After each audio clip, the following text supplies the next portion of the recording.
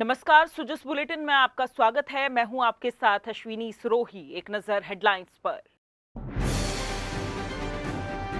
मुख्य सचिव ने ली जोधपुर संभाग स्तरीय समीक्षा बैठक। राज्य सरकार की योजनाओं का लाभ जनता तक पहुंचाने के दिए निर्देश। राजकीय विद्यालयों में नो बैग डे पर होगी तंबाकू रोधी गतिविधियां। प्रदेश भर में चलेगा 7 दिन का tobacco and drug free youth campaign. Rajasthan domestic travel mart के 3rd एडिशन का पर्यटन मंत्री ने किया शुभारंभ। राज्य सरकार की नीतियों से पर्यटन के क्षेत्र में हब बनकर उभरा राजस्थान। मुख्य सचिव श्रीमती उषा शर्मा ने शनिवार को जोधपुर में संभागीय आयुक्त कार्यालय में जोधपुर संभाग के जिला कलेक्टर्स और नवगठित जिलों के विशेषाधिकारियों की बैठक ली।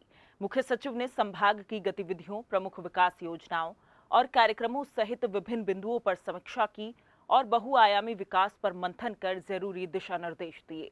मुख्य सचिव ने अन्नपूर्णा योजना, राजीव गांधी ग्रामीण एवं शहरी ओलंपिक, विभिन्न जन कल्याणकारी योजनाओं के लाभार्थी उत्सवों, नवाचारों, बजट घोषणाओं संबंधित भूमि आवंटन के लंबित प्रकरणों की समीक्षा की। उन्होंने जिला कलेक्टर्स और अधिकारियों को निर्देशित करते हुए कहा कि विभिन्न योजनाओं के लाभार्थियों से नियमित संवाद करते हुए फीडबैक लेते रहें। साथ ही इस दिशा में सामने आने वाली समस्याओं का तुरंत समाधान कर जनता को राहत पहुंचाएं।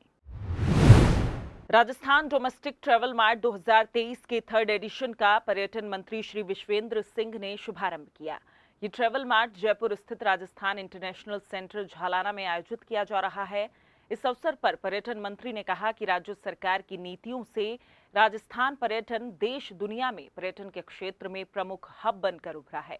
उन्होंने कहा कि प्रदेश के आर्थिक विकास में पर्यटन के महत्व को देखते हुए राज्य सरकार द्वारा पर्यटन को बढ़ावा देने और घरेलू पर्यटन के विकास की दिशा में अनेक कारगर कदम उठाए गए हैं।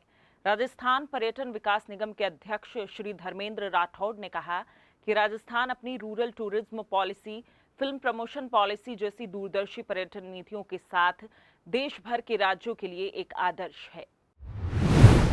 आज का ये पर्यटन मेला शुरू हुआ है। इसका उद्घाटन हमारे पर्यटन मंत्री सम्माननीय विश्वेंद्र सिंह ने किया। राजस्थान अब देश में, दुनिया में टूरिज्म को लेके बहुत ही मॉडल स्टेट बन के उभरा है।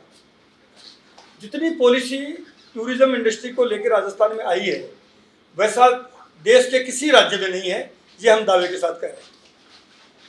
होटल को इंडस्ट्री का दर्जा देने की मांग लंबे समय से राजस्थान में चल रही थी। हमें बताते हुए खुशी है कि अब राजस्थान में होटल को इंडस्ट्री का दर्जा न केवल दिया जा चुका है, बल्कि 1000 के करीब होटल से जुड़े हुए लोगों ने उसका बेनिफिट ले भी लिया है। प्रदेश के सरकारी विद्यालयों में नो बैग डे पर स्कूल शिक्षा विभाग और चिकित्सा एवं स्वास्थ्य विभाग मिलकर विद्यार्थियों में अवेयरनेस के लिए काम करेंगे।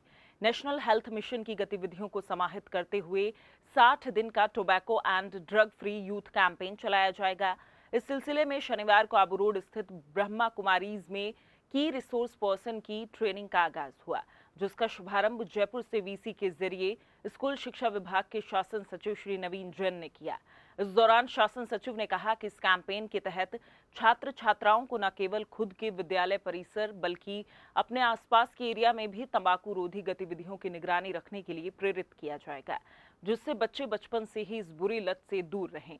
उन्होंने बताया कि राज्य सरकार द्वारा युवाओं में नशे की लत रोकने के लिए प्रदेश में विश्व तंबाकू निषेध दिवस पर टोबैको फ्री यूथ कैंपेन का शुभारंभ किया गया है, जिसके तहत राज्य में सभी शिक्षण संस्थानों को तंबाकू मुक्त बनाए जाने की दिशा में काम किया जा रहा है। प्रदेश में 60 दिन के tobacco and drug free youth campaign में तंबाकू मुक्त शिक्षण संस्थानों के लिए जागरूकता गतिविधियों का भी संचालन होगा। मुख्यमंत्री श्री अशोक गहलोत ने प्रदेश के 232 नगर निकायों में 4101 सड़क विकास कार्यों का वीसी के जरिए शिलान्यास किया। 1528 करोड़ रुपए लागत के इन सड़क विकास कार्यों से राज्य में 2642 किलोमीटर लंबाई की सड़कों का निर्माण और विकास होगा।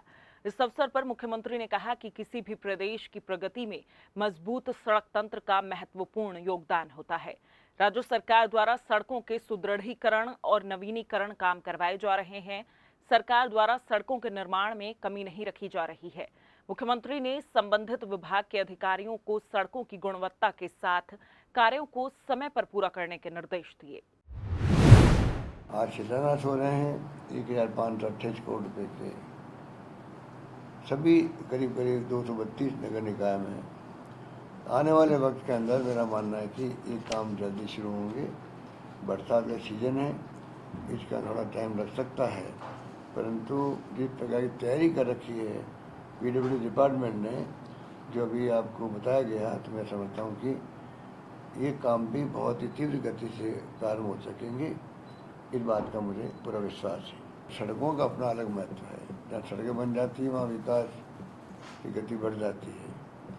ये सोच करके जिस रूप में हमने प्रयास किया है कि किस प्रकार अच्छी क्वालिटी की सड़कें बने।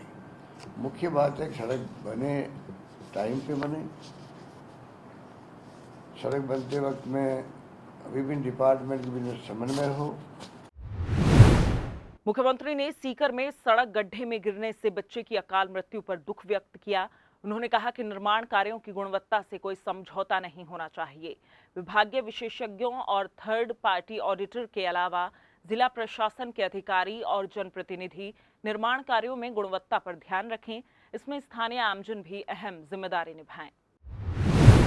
कोई खड्डे ले जाते हैं कई बार सड़कों के अंदर। नगर पालिका भी सीकर में घटना हो गई, एक बच्चा मर गया उसके अंदर, खड्डे के अंदर पड़ कर। कितना दुख होता है कि परिवार के ऊपर क्या बीती होगी लापरवाही से। ऐसी लापरवाही किसी नगर पालिका, नगर निगम, परिषद में नहीं हो। और डिपार्टमेंट की जिम्मेवारी है कि वो किस प्रकार से वहाँ तैयारी करे जिससे कि नौबत नहीं आए, प्रोटेक्शन करने की पूरी व्यवस्था करे। और ऐसी लापरवाही मैं समझता हूँ कि बर्दाश्त करने लायक नहीं है। इस प्रकार से जो स्थिति बनी है उसमें हमने कोशिश की क्वालिटी भी जोड़ दिया। मैंने खुद ने पीडब्ल्यूडी के एससी लेवल के अधिकारियों को बुला के एक बार मैंने कहा कि इसमें कोई कॉम्प्रोमाइज़ नहीं होगा। सड़कों की क्वालिटी जो है, सड़क बनना एक बात है और सड़क की क्वालिटी कैसी बनी वो दूसरी बात है। शानदार क्वालिटी रहे।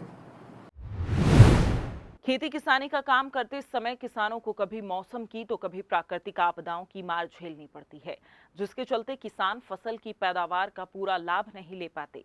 राज्य सरकार द्वारा फसल खराबे से पीड़ित किसानों को फसल बीमा योजना के माध्यम से खराब हुई फसल की क्षतिपूर्ति के लिए बीमा क्लेम दिया जाता है। राज्य सरकार का ये कदम किसानों को आर्थिक संबल प्रदान करने के लिए मील का पत्थर साबित हो रहा है। राज्य सरकार द्वारा पहल करते हुए खरीफ 2021 से किसानों को बीमा पॉलिसियों का वितरण शुरू किया गया।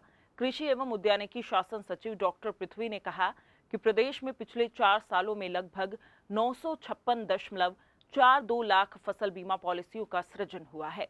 उन्होंने बताया कि अब तक लगभग 210 लाख फसल बीमा पॉलिसियों पर पोर्टल के माध्यम से 19,900 करोड़ रुपए का फसल बीमा क्लेम वितरित कर राजस्थान पूरे देश में अव्वल है। मैं सालाराम बाना, गांव जयेशपुरा, तहसील फुलेरा में पैसे से एक किसान हूँ और मेरे 6 हेक्टेयर बीघा जमीन है। मैं रबी और खरीफ दोनों की फसलें करता हूँ। मेरे दोनों फसलें करता हूँ। 2021 में मेरी फसल खराब हो गई थी कटाई के बाद में, तो बरसात हो गई ऊपर से और सूखने के रखी थी, तो मेरे खराब हो गई। तो मेरे बीमा प्रतिनिधि और कृषि पर्यवेक्षक ने जानकारी दी कि आपकी फसल खराब हो गई, तो टोल फ्री नंबरों पे बता रखे थे, तो उन पे मैंने शिकायत दर्ज करवाई और मेरे को अच्छा क्लेम मिला। 60,000 रुपये का क्लेम मिला मेरे को और मैं बहुत ही खुश हुआ। मैं धन्यवाद देना चाहता हूँ राजस्थान सरकार को। ये किसान के लिए एक अच्छी योजना चलाई है। मेरा नाम रघुवीर प्रसाद सनोव मोहनदास वैष्णव, गांव मांगड़वाड़ा, ग्राम पंचायत मांगड़वाड़ा का रहने वाला हूँ। गत वर्ष मेरे मूंग की फसल जलभराव के कारण नष्ट हो गई थी, लेकिन फसल बीमा योजना में मैंने अपनी फसल का बीमा करवाया हुआ था, जिससे मुझे मुआवजे के रूप में 55,000 रुपये की राशि सीधी मेरे खाते में प्राप्त हो गई है। किसानों के लिए बहुत ही अच्छी लाभदायक योजना है और प्रत्येक किसान को इस योजना से जुड़ना चाहिए। धन्यवाद। सुजिस बुलेटिन में फिलहाल इतना ही। फिर होगी आपसे मुलाकात, तब तक के लिए नमस्कार।